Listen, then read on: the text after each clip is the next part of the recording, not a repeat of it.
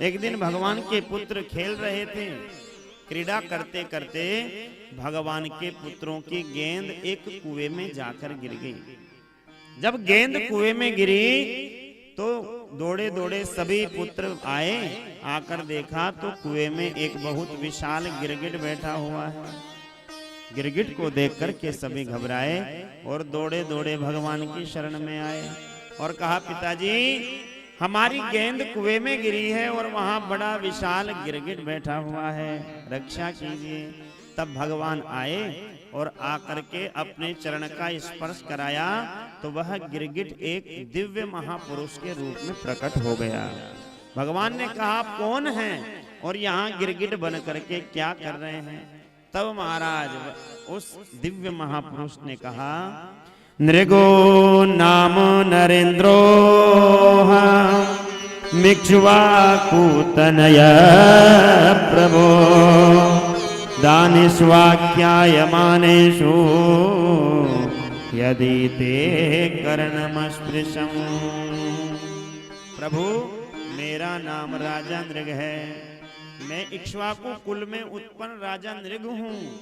यदि आपके कानों में कभी दानियों की बात गई हो, दानियों का नाम गया हो, तो मेरा नाम आपने अवश्य सुना होगा।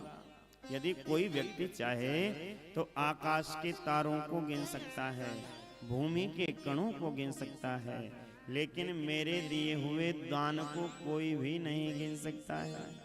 भगवान ने कहा, अच्छा ऐसा तुमने क्या दान किया? तब महाराज राजा नृग ने कहा कि मैंने अपने जीवन में इतनी गोमाताओं का दान किया, इतनी गोमाताएं मैंने दान में दी कि उसकी गणना करना मुश्किल है, कोई उसे गिन नहीं सकता। भगवान हंसने लगे और कहने लगे, अवश्य तुमने लूली लंगड़ी गायों को दान दिया होगा या बिना दूध वाली बूढ़ी गायों का दान किया होगा, इसीलिए गिरगिट बनना पड़ा। तो कहने लगा, नहीं नहीं, बिल्कुल स्वस्थ और बिल्कुल युवा गायें मैंने दान में दी, दूध देने वाली और बिल्कुल निरोगी गायें, बिल्कुल स्वस्थ गायें और बढ़िया बछड़े के साथ प्रत्येक गाय के खुरों पर महाराज चांदी और सींगों पर स्वर्ण मंडवा करके मैंने दान में दी, फिर तुम्हें गिरगिट क्यों बनना पड़ा? तो राजा नृग ने कहा कि एक दिन मुझसे भूल हो गई, जाने अनजाने में ऐसी भूल हुई कि मैंने एक गोमाता किसी ब्राह्मण को दान में दी। ब्राह्मण उस गोमाता को लेकर अपने गौशाला गया और रात्रि में वही गोमाता वापस खुल के हमारी गौशाला में आ गई और दूसरे दिन उसी गोमाता को मैंने किसी दूसरे ब्राह्मण को दान में दे दिया। अब आज वाला ब्राह्मण अपनी गाय लेकर जा रहा था और कल वाला ब्राह्मण ढूंढता ढूंढता अपनी गाय को आ रहा था। दोनों का बीच में मिलन हुआ तो कल वाला कहने लगा, तुम चोर हो, मेरी गाय चुरा कर ले जा रहे हो।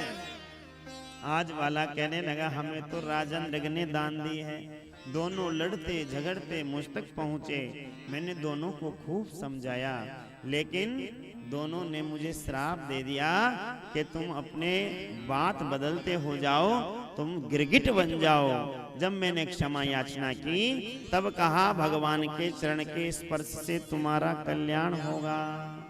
आज महाराज राजा नृग भगवान को प्रणाम करके वहां से भगवान के धाम चले गए, लेकिन इधर भगवान अपने पुत्रों को और पौत्रों को समझाने लगे, देखो बेटा, ब्राह्मण की संपत्ति यदि गलती से भी हमारे जीवन में आ जाए, ब्राह्मण का धन यदि गलती से भी हम तक पहुंच जाए, तो वह हमारा किसी ना किसी प्रकार विनाश ही करता है। इसलिए कभी भी ब्राह्मण के धन का हरण नहीं करना चाहिए।